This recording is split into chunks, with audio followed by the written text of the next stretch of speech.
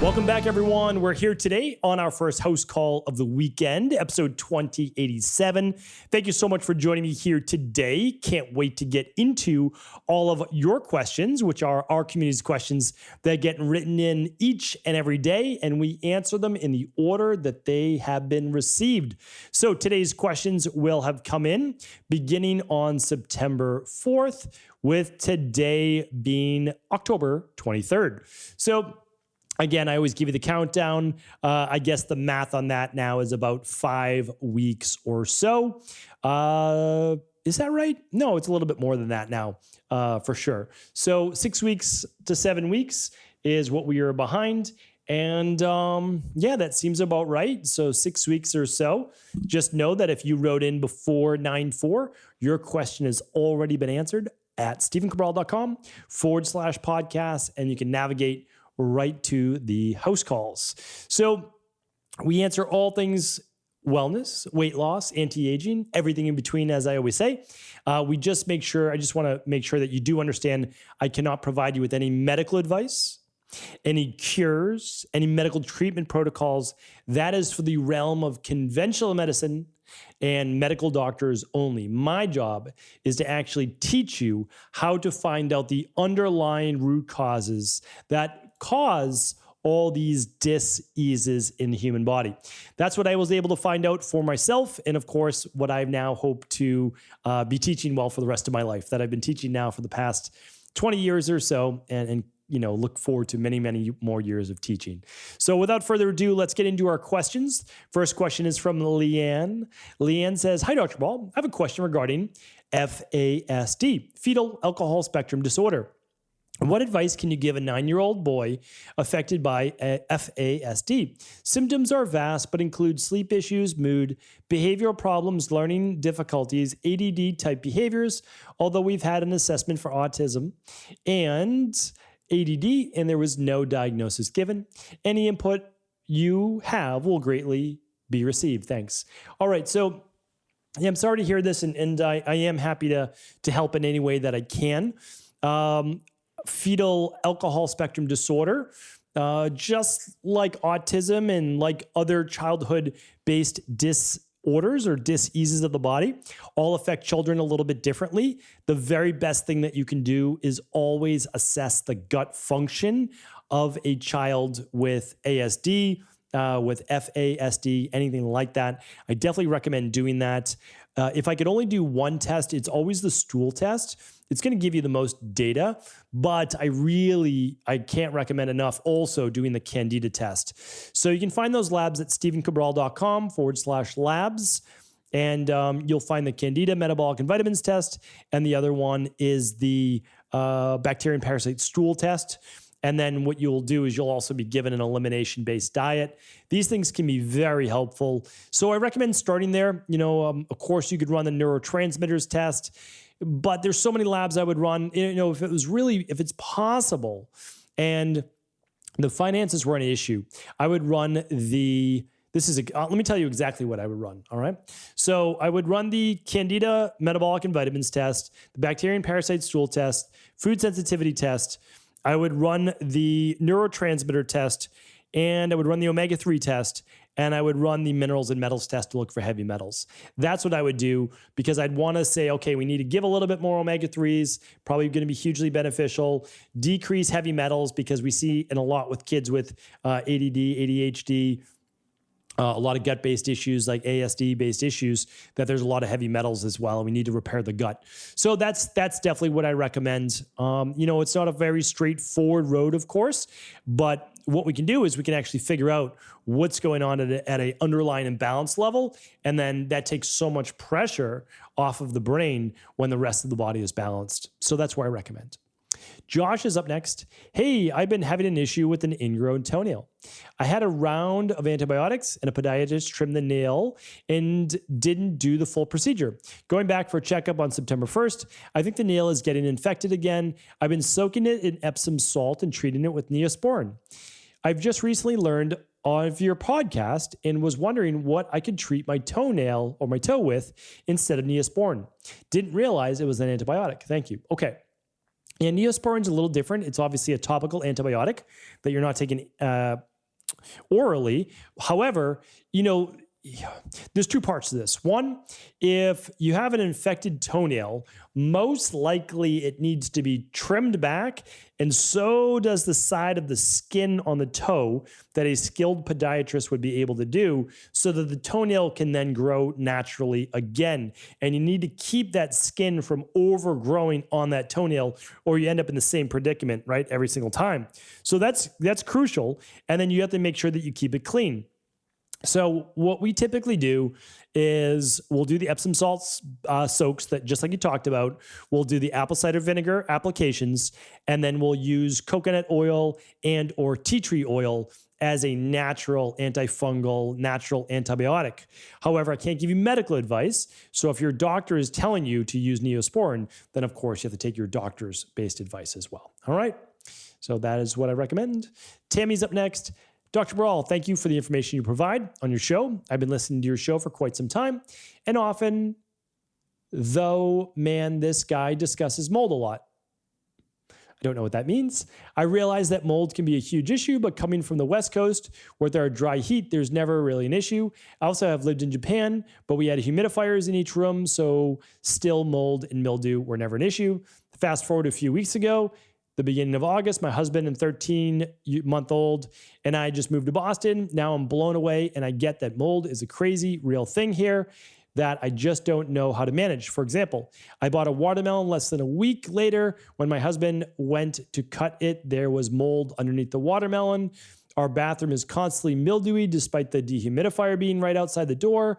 Our water bottles need to be scrubbed weekly, even if they only contain water. I have asked several people we have met about the humidity, how they manage it in their homes, and I really just don't get a response other than, yeah, it's an issue. Could you please explain to someone who just does not know how to manage the humidity here? What do I need to be doing to manage and keep our family safe? Thank you. Feeling ridiculous and lost. Okay, well, I'm happy to help. And I didn't even know I talked about mold that much, but it is what it is, right? So yeah, mold's an issue, right? It is an issue. I gave you the research that in New England, as well as England, over 51% of all homes have mold in them. And this is a huge issue because what happens is it is essentially always taxing our immune system. Our immune system is always fighting against these mold spores. So here's what we do. So one is that during the summertime, you always really want to keep your air conditioning on. This goes basically for the whole East Coast with humidity and Florida as well, that you want to make sure that the humidity is not building up in your home. So you just always keep that air conditioning on just a bit. Now, of course, not in the winter in New England. The humidity is not going to be there in the winter. It's a different story. So but that's one point. The second is that you always want to keep an air filter going. So that will allow to grab all the different mold spores. And we typically have a couple air filters in our home. My recommendations, they're at stephencabral.com/resources. We like the Air Doctor and the IQ Air. Those are definitely best in class. If you are someone that can't afford, multiple air filters, I totally get it. They're expensive. So what you'll want to do is put them in the bedrooms at night, and then you'll want to rotate them in different rooms during the day. And that will allow you to, continue to really help with a lot of those mold spores in the air. During the spring and the fall, when mold spores can be quite high, you may want to keep your windows closed, especially when the leaves are falling and decaying in the late fall, and also in the spring when the snow is melted and all the dead leaves have all their mold on them as well. So that's when you might want to keep the windows closed too. Keep the air circulating. We use essential oil-based sprays in the house for cleaning. So that's vinegar typically. And then we add, lavender, or we'll add citrus-based essential oils to that, and we spray those on the counters, so that kills all the mold. Definitely need to rotate the fruit or use the fruit often, or it will grow mold on the bottom. So yeah, these are all things that you just kind of get used to doing, but with a little practice, for sure, it can be very helpful. Make sure those bathroom vents are definitely open and clean, and keep the bathroom door open as well to allow all the humidity out of the bathroom, especially after the shower. So hopefully that's helpful, Tammy. And then for sure, you can complete a mold protocol as well. I don't know the exact link for that. Let's see if I can find it for you. That is it. So if you want to go to stephencabral.com/mold, that will take you to the mold protocol. And then if you go to stephencabral.com/labs, you'll be able to click on the mold test to see if you have mold in your body. All right. Chad's up next. Hello, Dr. Cabral. Love everything you do. For the past 6 months, I've been miserable in my own home with near crippling allergies.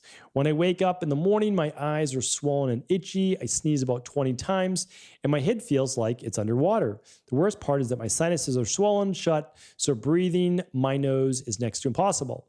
I'm almost positive the allergen is in my house is mold, dust mites, or some indoor allergen. What would your advice be to the first step to solving this so I can get my life back to normal? Thank you very much, Chad. All right, Chad, I'm sorry to hear that. Here's the good news. This is good news. You are 15 years old, 25 years old, 35 years old. I don't know how old you are, but I know you're not 5 years old, right? Because you wrote this in and you've asked me this question. The reason why I say that is that this happened to you 6 months ago. So something changed in your life 6 months ago. That's the good news, because if we can figure out what that something was, we can narrow down what caused the immune system imbalance, the gut issue, or the allergen in your house. So you might have changed a diet. You might have went on a trip. You might have took a trip to Boston, right? Got exposed to molds. But all kidding aside, there's some exposure that threw off your gut. Maybe you took antibiotics 6 months ago. Maybe you got, a virus or illness and you had to take antibiotics and that threw off your gut. So you took the antibiotics and now you have allergies, because that does happen. It happens all the time. So I can't tell you exactly what it was. What I can tell you is that something in your life changed about 6 months ago, 6 to 8 months ago. You now have allergies. The goal is to rebalance your gut, rebalance the immune system, and in the meantime, empty your rain barrel. So if you haven't read The Rain Barrel Effect, of course, I recommend reading that. It's completely free. You just pay shipping and handling now at stephencabral.com. After our 3rd year anniversary, I wanted to give that book away for free. So that's what we're doing. I pay for the printing. And then temporarily, we can use Hispro as well as alkalizing vitamin C or a straight ascorbic acid vitamin C. And you're going to take that 3 to 4 times per day, typically anywhere between 2 and 4 Hispro capsules with a half to 1 of the scoop of the alkalizing vitamin C, 3 to 4 times a day. And that's going to at least help naturally with some natural antihistamines. We can use the dust mite pillowcases, put an air filter in your room.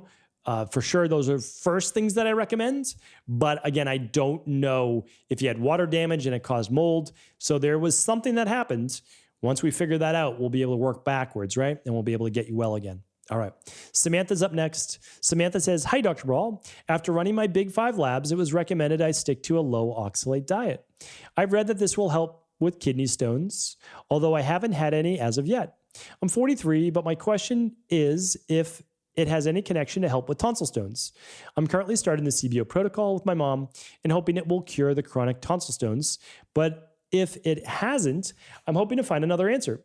I have listened to all the podcasts on tonsil stones and have followed all the advice regarding gargles, etc., but maybe the CBO will get me there, as I know it's a biggie. I just wonder if eating low oxalate could help as well. Thank you so much, Dr. Cabral. You are truly amazing. Thank you, Samantha. I appreciate that. So it may help with tonsil stones. Yes, it is possible in your case that it may help with tonsil stones, but I don't know if that will be the ultimate factor. A lot of people with tonsil stones have an imbalance of bacteria in their mouth as well, back towards the soft palate in the roof of the mouth, or if they still have their tonsils actually on the tonsils. So I don't know for sure. I do recommend those gargles that I've spoken about on previous podcasts. If you have tonsil stones, I recommend going to stephencabral.com/podcasts and typing in tonsil stone, and you'll be able to see those podcasts Definitely recommend the throat sprays, the colloidal silver sprays, all the different sprays back there to help rebalance that, and highly recommend the CBO protocol with the citrusetol drops as well. You shouldn't need to be on a low oxalate diet for the rest of your life, but certainly if that's what your health coach gave you for recommendation, your integrative health practitioner, then I definitely recommend that as well. So that's that. I wish I could be more help, but you'll know soon enough. That's for sure. All right, June's up next. Hello, I've been a longtime follower, dedicated to the detox protocol and beyond.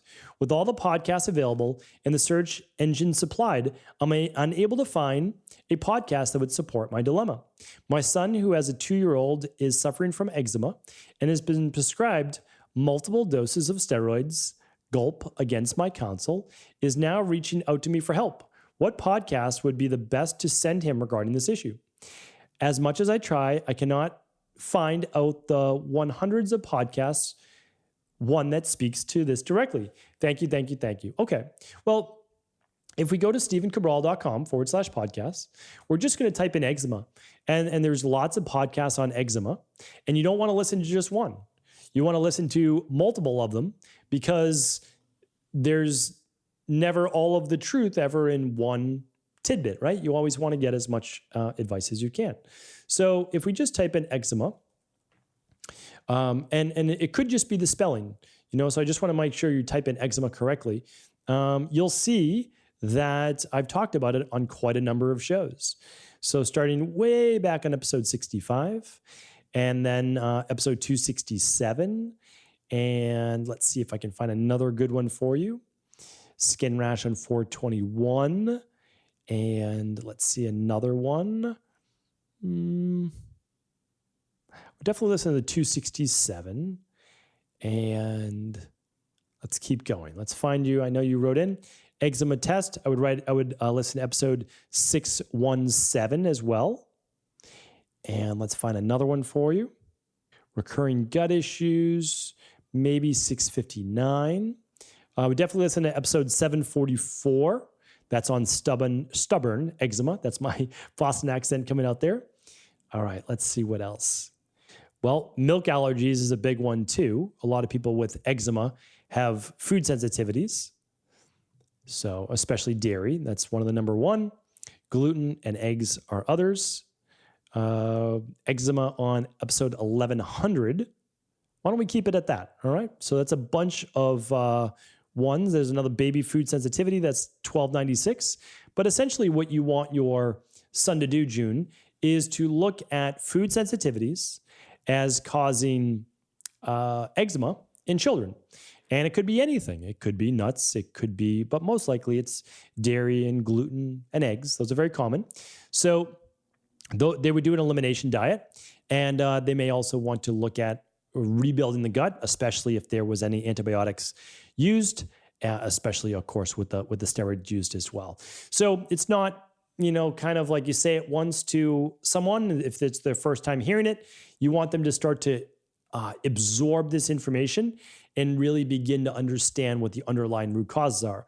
But the nice thing is that this is very fixable. And it's very fixable essentially 100% of the time. So that's the good news. Thank you, June, for writing in. Thank you, everyone, for writing in. I appreciate you. Hopefully this was helpful today. And of course, please do feel free to pass these answers along to anybody else you believe they could serve. And we'll be back tomorrow answering more of our community's questions.